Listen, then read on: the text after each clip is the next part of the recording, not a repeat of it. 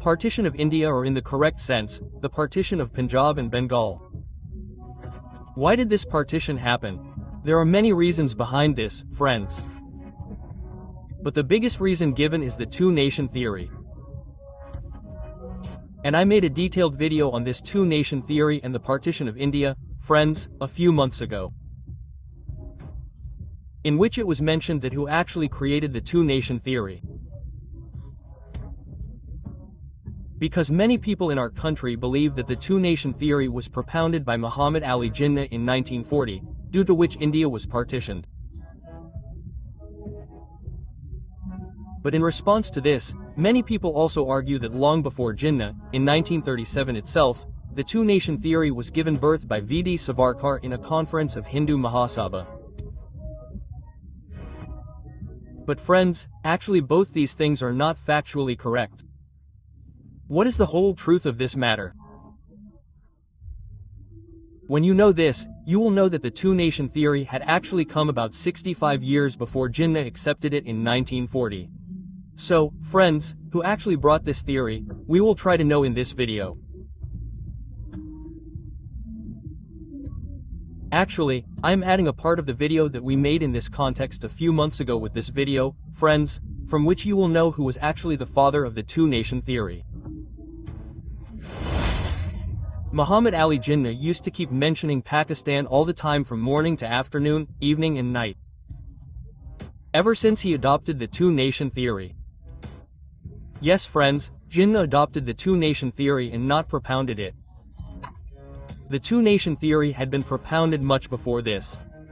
Now many people will think here that I will take the name of Savarkar here, that Savarkar gave the two-nation theory.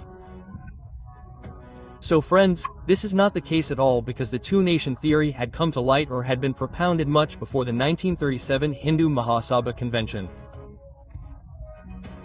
Actually, friends, the two-nation theory was propounded in 1876 itself by Sir Syed Ahmed Khan. Yes, the same Syed Ahmed Khan whom you also call the founder of Aligarh Muslim University. And after Syed Ahmed Khan, friends, there have been many such leaders, be it a Hindu leader or a Muslim leader, who have been promoting the two-nation theory from time to time. The formation of the Muslim League in 1906 also promoted the two-nation theory, and after that, the formation of the Hindu Mahasabha in 1910-11 also worked to promote the two-nation theory. And if we move forward from this, RSS was established in 1925, and in 1930, Muhammad Iqbal, yes, the poet Muhammad Iqbal, who wrote Ser Jahan Se Acha Hindu Si Hamara, actually gave a different dimension to the two-nation theory in the 20th century. Friends, in 1930, the Allahabad session of the Muslim League was held, where Muhammad Iqbal demanded the establishment of a separate Muslim state within India. Although he did not demand a separate Muslim country, he definitely said that there should be a separate state for Muslims within India.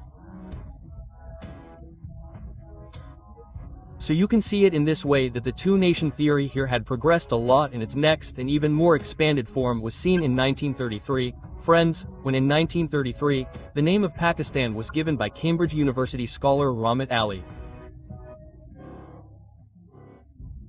A proper map of Pakistan was prepared and given, and he believed that Pakistan should be a separate country for Muslims. However, even in the midst of all this, friends, Muhammad Ali Jinnah had not yet approved the two-nation theory. That is, he had not accepted it in a way, but he was continuously moving forward towards accepting it. And Muhammad Ali Jinnah was emerging as the biggest leader among the Muslims of India. And finally, on the 22nd of March 1940, Muhammad Ali Jinnah formally adopted the two-nation theory and openly said that the Hindus and Muslims living in India are both different nationalities. Both are different nationalities, and it is not possible for both of them to live together in one nation. And that is why there should be a separate country for the Muslims of India, whose name should be Pakistan, which was suggested by Rahmat Ali. Now this was the day of the 22nd of March 1940, friends, and after that it was the day of independence and partition of India and Pakistan. Till then Muhammad Ali Jinnah did not give any such statement where he was talking about India being united or talking about Akhand Bharat. He kept demanding a separate country of Pakistan all the time. Friends, after approving the two-nation theory, after accepting it, Muhammad Ali Jinnah kept saying that if Pakistan is not formed, then it will be very wrong. Rivers of blood will flow inside India. It will be better if a separate Pakistan is given. However, the biggest political party of India at that time, the Indian National Congress, was not at all ready to accept Jinnah's words.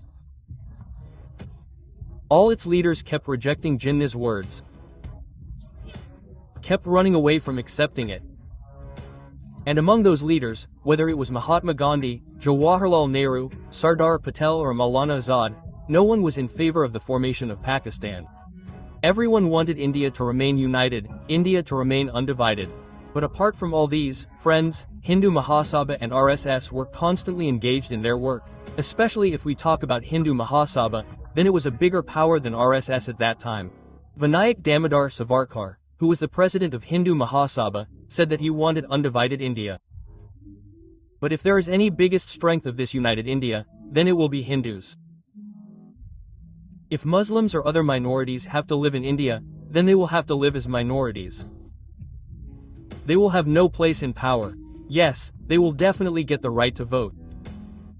However, the interesting thing is that V.D. Savarkar, who talked about united India, had approved the two-nation theory in the Ahmedabad session of Hindu Mahasabha in 1937. He had talked about it. He had accepted it. In the Ahmedabad session of 1937, Savarkar had clearly said that there are two nationalities in India. One Hindu and one Muslim.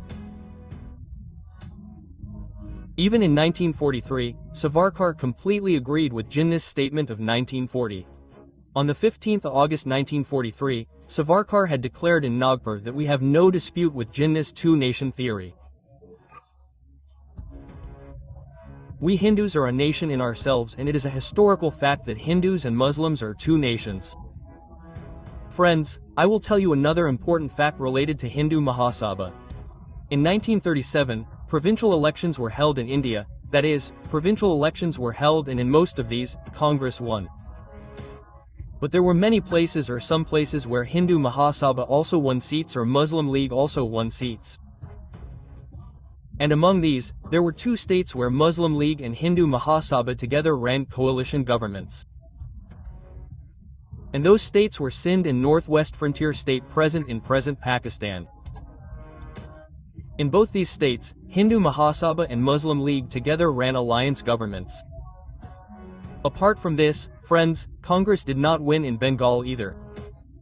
Krishak Praja Party won in Bengal, and this Krishak Praja Party was led by Fazlul Haq, and he was also a very communal leader.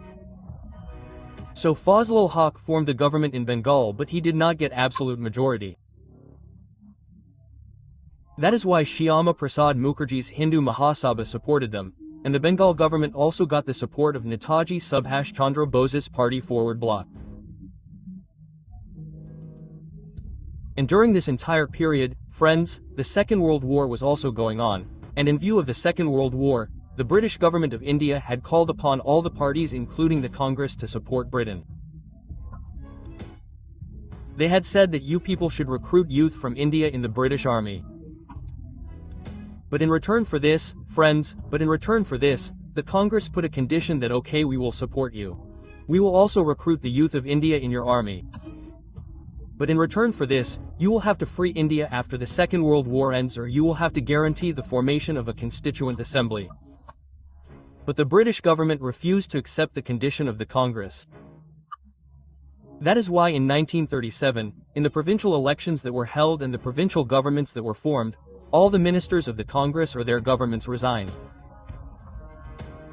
But during this entire period, the Muslim League and the Hindu Mahasabha were supporting the British. Even the Quit India movement that started in 1942, the Muslim League had instructed all its workers to stay away from that Quit India movement, and the Hindu Mahasabha as well as the RSS had also told their workers to stay away from the Quit India movement. So, I hope friends, after watching this video of ours, you must have understood well where the two-nation theory actually came from.